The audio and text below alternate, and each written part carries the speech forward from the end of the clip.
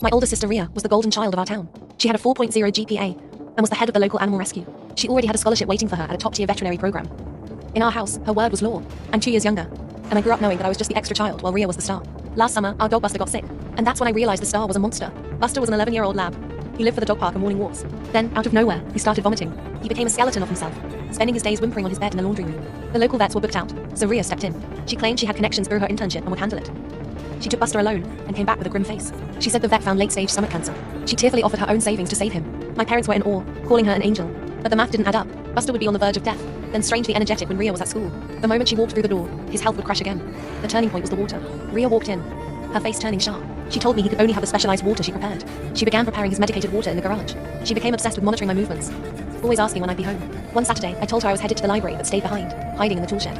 I heard the clinking of glass in the garage and smelled something acrid, like bleach. I started recording through the side window. I saw Rhea crouched by Buster's bowl. She was using a syringe to inject a clear, pungent liquid into his water. She whispered, "Don't be stubborn, Buster," as she stirred it with a gloved finger. She then hid the syringe in a toolbox. I waited for her to go inside, then I raided the toolbox. It was filled with used needles and bottles of floor stripper. I confronted her that night in her room. I expected her to cry or deny it. Instead, she just stared at me. She said she was building a portfolio, documenting a miracle recovery from a rare toxicity to get into her dream school. I told her she was poisoning him. She just shrugged. He's old. At least this way, his death serves a purpose for my career. I walked straight to my parents and showed them the video. My mother sobbed. My father looked like he'd been struck. We took Buster to an emergency clinic. The tox screen came back positive for multiple chemical irritants. Now, half the family is mad at me. They say I ruined Rhea's life and destroyed her future over a dog.